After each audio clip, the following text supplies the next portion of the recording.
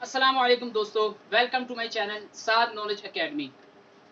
दोस्तों, जैसा कि लास्ट वीडियो में मैंने बताया था कि नेक्स्ट वीडियो इंशाअल्लाह दीनी नॉलेज के बारे में बनाएंगे, और उसमें मैंने बताया था कि नेक्स्ट वीडियो इंशाअल्लाह हदीस की किताबों के बारे में बताएंगे कि हदीस की किताबों के क्या क्या नाम हैं, उनके क्या क्या दर्जात है, पहली किताब कौन सी लिखी गई, बाद में कौन सी लिखी गई, उनकी क्या कैटेगरीज हैं, और अहादीस के दर्जात के बारे में बात करेंगे कि सही हदीस क्या होती है, ज़ईफ़ हदीस क्या होती है और मनगढ़ंत क्या होती है। तो इस टॉपिक को मैंने इसलिए ज़रूरी समझा कि इस पुरफितन दौर में, कि जो फ़िरका वारियत का दौर जा रहा है इस वक्त, इस दौर से लड़ने के लिए सिरात मुस्तकीम को जांचने के लिए कि वो सिरात मुस्तकीम कौन सा है, वो मुस्तकीम रास्ता कौन सा है, इस रास्ते को पहचानने के लिए हमारे लिए ज़रूरी है अहादीस की किताबों को समझना और अहादीस की दराजात को, जिसे हम इंग्लिश में स्टेटस कहते हैं, अहादीस के स्टेटस को समझना। सही हदीस क्या होती है, ज़ईफ़ क्या होती है, मनगढ़ंत क्या होती है, कुरान का तर्जमा क्या होता है, उसकी तशरीह क्या होती है। तो इसलिए आज अहादीस के बारे में बात करेंगे। जैसा कि आजकल हर फिरका अपने आप को डिफेंड करने में तुला हुआ है, हर फिरका अपने आप को डिफेंड कर रहा है, और हर बंदा, हर फिरका अपने आप को कह रहा है कि हम सिरात मुस्तकीम पे हैं। जैसा कि देवबंदी अपनी मिसाल देते हैं हक पे होने की, कुरान से दलील देते हैं कि कुरान में हमारी तरफ इशारा है कि वो हक के और हक का रास्ता हमारा है, वो उम्मत हम है जो जन्नत में जाएंगी, क्योंकि कुरान में फरमाया गया है कि कुंतुम खैरा उम्मतिन उखरिजत लिन्नास तअमुरुना बिल मारूफ व तनहौना अनिल मुनकर, कि अल्लाह रब ने फरमाया हमारे बारे में कि तुम बेहतरीन उम्मत हो, तुम नेकी की दावत देते हो और बुराई से मना करते हो, इसलिए हम दावत व तबलीग का काम करते हैं। और बरेलवी हजरत अपनी निशानी ये देते हैं कि हम सिरात मुस्तकीम पर है कि हुजूर ने हमारे लिए फरमाया है कि आखिर में वो उम्मत वो होगी, वो गुरु वो होगा जो मेरी सुन्नतों पे अमल करने वाला होगा। और अहले हदीस अपना ये दावा करते हैं कि सुन्नतों पर, कुरान और सुन्नत को तो हमने मजबूती से थामा हुआ है। तो इसलिए हर बंदा अपने मतलब की हदीस लेकर सिर्फ वही बयान करता है, और जो हदीस उनके फिरके से टकरा रही हो, उनके फिरके से के खिलाफ हो, वो चाहे सही क्यों ना हो, वो बयान नहीं करते। तो इसलिए हम अगर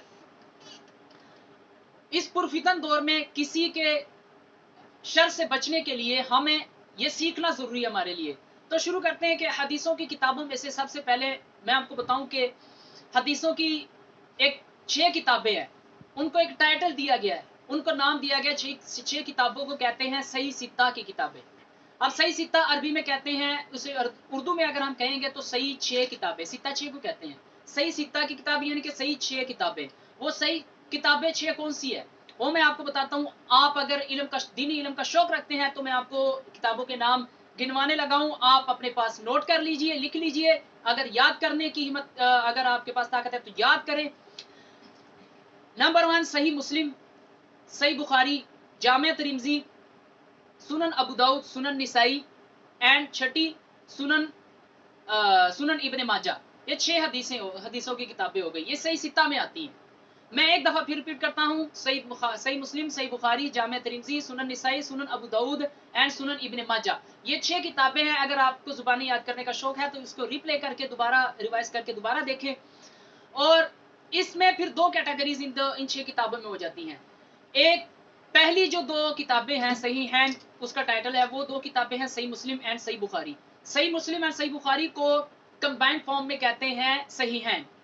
बाकी 4 किताबें जामे तिरमिजी, सुनन निसाई, सुनन अबू दाऊद एंड सुनन इब्ने माजा, ये 4 किताबें, इन्हें सुनन अरबा कहा जाता है। 4 किताबों को सुनन अरबा और उन 2 किताबों को सही हैं कहा जाता है। तो ये तो हो गई सही सित्ता की किताबें, इनको आप समझिए, ये मुहद्दिसीन से हम तक पहुंची हुई किताबें हैं। इसके अलावा भी हदीसों की बहुत सारी किताबें हैं।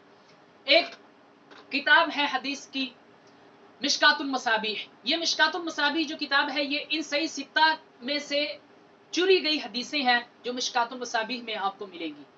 फिर एक और किताब है मोता इमाम मालिक, जो इमाम मालिक रहमतुल्लाह अलैह ने लिखी है। मोता इमाम मालिक किताब जो है, ये इस्लामिक हिस्ट्री की सबसे पहली लिखी जाने वाली हदीसों की किताब है। इस्लामिक हिस्ट्री की सबसे पहली लिखी जाने वाली हदीसों की किताब है, जिसका नाम है मोता इमाम मालिक, और वो इमाम मालिक रहमतुल्लाह अलैह ने लिखी है। तो یہ تھی ہماری حدیثوں کی کتابیں. تو اب اس میں ہمیں یہ سمجھنا ہے کہ اگر کوئی ہمیں کوئی حدیث سنائے تو ہمارے لیے اس میں یہ دیکھنا ضروری ہے کہ گویا کہ یہ حدیث صحیح ہے، ضعیف ہے یا من گڑت ہے. اب صحیح حدیث کیسے ہوتی ہے؟ میں آپ کو بتاؤں کہ صحیح بخاری اور صحیح مسلم جو ہے ان میں ٹوٹلی آپ کو صحیح حدیثیں ملیں گی. اس میں صرف صحیح حدیثیں ہوں گی، اس میں ضعیف حدیث بالکل نہیں ہوگی. باقی سب کتابوں میں آپ کو صحیح حدیث بھی ملے گی اور ضعیف بھی ملے گی.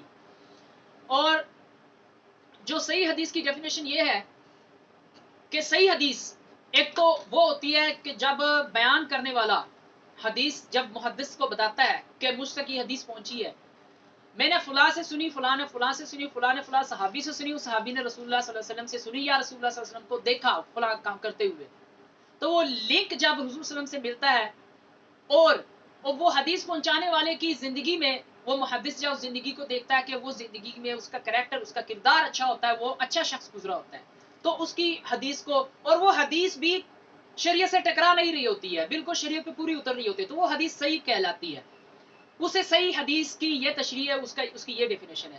ضعیف حدیث وہ ہوتی ہے کہ جس کا محدث جس سے حدیث سنتا ہے تو وہ حدیث جب اس کی زندگی کے بارے میں معلوم کرتا ہے محدث، وہ حدیث پہنچانے والا شخص، تو وہ زندگی میں کذاب گزرا ہوتا ہے. کذاب یعنی جھوٹا، اس کا کریکٹر اچھا نہیں ہوتا ہے، تو محدث اس کے معاملے میں شک میں پڑ جاتا ہے کہ یہ بندہ اپنی زندگی میں جھوٹا گزرا ہے، اس نے اپنی زندگی میں بہت ساری باتوں کو بڑھا چڑھا کر بیان کیا ہے، جھوٹ بھی بولتا رہا ہے، ہو سکتا ہے یہ ہمیں جھوٹ بھی بول رہا ہو، اس لیے وہ حدیث شک میں رہ جاتی ہے یا ضعیف قرار دی جاتی ہے یا حسن ضعیف. ضعیف یا حسن ضعیف کے بہت ساری وجوہات ہیں، صرف یہی ایک نہیں. یا اس کی زندگی میں اگر اس کی زندگی کو ٹٹولا جائے تو وہ اگر شخص یہ دعویٰ کرے کہ میں فلاں صحابی سے ملا، اس سے مجھے یہ حدیث ملی، تو محدث جب دیکھتا ہے کہ اس کی زندگی میں وہ صحابی تو اس کی زندگی میں گزرا ہی نہیں، وہ اس کی زندگی سے کئی سال پہلے فوت ہو چکا ہے، لہٰذا یہ بندہ کذاب نکلا، وہ جھوٹ بول رہا تھا. تو اسی طرح کئی وجوہات ضعیف ہونے کی ہو سکتی ہے. اگر کوئی حدیث ضعیف ہوتی ہے تو اس میں وہ صحابی کا نفی ہونا نہیں ہوتا بالکل بھی. ایک شخص نے مجھے بتایا کہ اس نے عبداللہ ابن مسعود رضی اللہ عنہ کی ایک حدیث سنائی. میں نے کہا یہ تو جامع ترمذی میں یہ حدیث لکھی ہوئی ہے، اور وہ حدیث نیچے امام ترمذی رحمۃ اللہ علیہ نے اس میں نیچے درجہ اس کا ضعیف لکھا ہوا ہے. اس شخص نے بولا کہ یہ حدیث ضعیف کیسے ہو سکتی ہے، عبداللہ ابن مسعود رضی اللہ عنہ کی حدیث کیسے ضعیف ہو سکتی ہے. اس نے عبداللہ ابن مسعود رضی اللہ عنہ کی شان بیان کرنی شروع کر دی. شان بیان کرنی جب شروع کی تو اس نے بعد میں کہا یہ دیکھو ان کی اتنی شان ہے تو ان کی حدیث کیسے ضعیف ہو سکتی ہے. تو میں فوراً سمجھ گیا کہ اس بندے کو حدیث میں فرق کرنا نہیں آتا ضعیف اور صحیح حدیث میں. تو میں نے اسے سمجھایا کہ حدیث کا ضعیف ہونا اس راوی کا نفی کرنا نہیں ہوتا ہے، صحابی پر کی شان میں نفی کرنا نہیں ہوتا ہے، صحابی کی وجہ سے وہ حدیث کو ضعیف نہیں کہا جاتا ہے، بلکہ جس شخص کی وجہ سے پہنچی ہوتی ہے، جس کا اس صحابی کے ساتھ لنک نہیں ہوتا ہے، وہ شک میں ہوتا ہے کہ جس بندے نے محدث تک حدیث پہنچائی ہے وہ بندہ عبداللہ ابن مسعود سے ملا ہی نہیں ہے، تو اس لیے وہ شک میں رہ گئی، وہ حدیث ضعیف ہو گئی. تو یہ ہوتا ہے صحیح اور ضعیف حدیث میں فرق. اور اب رہ گئی من گڑت حدیث. من گڑت حدیث وہ ہوتی ہے، من گڑت کا اس کی فل فارم یہ، اس کی تشریح، اس کا مطلب یہ ہے کہ من مطلب خود سے، اپنے آپ سے گڑھنا، خود سے بنانا. من گڑت حدیث خود سے بنائی گئی حدیث، خود سے گڑھی گئی، اپنے ذہن سے ہی بنائی گئی. وہ حدیث جو آپ ہر مولوی سے سنیں گے لیکن کبھی کسی کتاب میں لکھی نہ ہو. تو ایک واقعہ جو آپ سب کو معلوم ہوگا، بہت مشہور واقعہ ہے کہ حضور صلی اللہ علیہ وسلم پر ایک بڑھیا عورت کوڑا پھینکتی تھی روز، تو وہ بڑھیا ایک دن بیمار ہوگی، حضور صلی اللہ علیہ وسلم ان کی تیمارداری کے لیے گئے اور وہ بڑھیا اس نتیجے میں اسلام لے آئی. تو وہ حدیث ضعیف نکلی. وہ بتایا کس نے یہ کریڈٹ جاتا ہے خادم حسین رضوی رحمۃ اللہ علیہ کو. دعا ہے کہ اللہ ان کے گناہوں کو معاف فرمائے، ان کے درجات کو بلند فرمائے اور اس کار خیر کا اجر انہیں دے اللہ. تو یہ حدیث اب ضعیف ہے. تو اس کا مطلب ہے کہ یہ ہر مولوی، ہر عالم کے زبان سے ہم یہ سنتے تھے لیکن کہیں بھی کسی کتاب میں درج نہیں ہے. تو یہ ہوئی من گڑت حدیث، گڑی ہوئی خود سے. کسی ایک شخص نے گڑی اپنی طرف سے سنا دی، اس نے آگے سنائی اور سناتے سناتے پوری دنیا میں پھیل گئی. تو یہ ہوتی ہے من گڑت حدیث. امید ہے کہ آپ کو میری بات سمجھ میں آ گئی ہوگی، اور دین کا علم حاصل کرنا ہر مرد اور عورت پر فرض ہے. اطلب العلم ولو کان بالسین. اور یہ حدیث بھی ضعیف ہے یا من گڑت ہے. یہ حدیث لیکن علم کے بارے میں فضائل تو بہت زیادہ ہے، لیکن یہ حدیث جب ہم پڑھتے ہیں اطلب العلم ولو کان بالسین، کہ علم حاصل کرو چاہے تمہیں چین کیوں نہ جانا پڑے، یہ بھی کسی کتاب میں لکھا نہیں ہوا، لیکن اس کا مطلب یہ نہیں ہے کہ ہم علم کی فضیلت کا انکار کرتے ہیں، یا حضور صلی اللہ علیہ وسلم نے فرمایا ہی نہیں، لیکن علم کے فضائل بہت جگہ قرآن پاک میں بھی اللہ رب العزت نے بتائے ہیں، اور حضور صلی اللہ علیہ وسلم کی حدیث سے بھی وہ سارے ثابت ہوتے ہیں۔ تو علم حاصل کرنا یہ تو فرض تو ہے ہر ایک پر۔ اگر آپ کو علم حاصل کرنے کا شوق ہے تو میرے چینل کو سبسکرائب کریں، لائک کریں، اور بیل آئیکن کو پریس کر کے آل نوٹیفیکیشن کو پریس کیجئے، تاکہ میری آنے والی تمام ویڈیوز آپ تک پہنچے، اور آپ کے بھی علم میں اضافہ ہوگا، اور مجھے بھی فائدہ ہوگا، آپ کی وجہ سے میں بھی تحقیق کروں گا، میرے بھی علم میں اضافہ ہوگا۔ اللہ رب العزت سے عزت ہے کہ جو کچھ کہا سنا ہے اس سب پر ہمیں عمل کرنے کی توفیق عطا فرمائے۔ اللہ ہمیں علم نافع عطا فرمائے، کیونکہ حضور صلی اللہ علیہ وسلم نے بھی علم نافع اللہ سے مانگا ہے۔ اللہم انی اسألک علما نافعا، کہ اللہ میں تجھ سے سوال کرتا ہوں علم نافع کی، اللہ ہمیں علم نافع عطا فرمائے۔ وآخر دعوانا ان الحمد للہ رب العالمین۔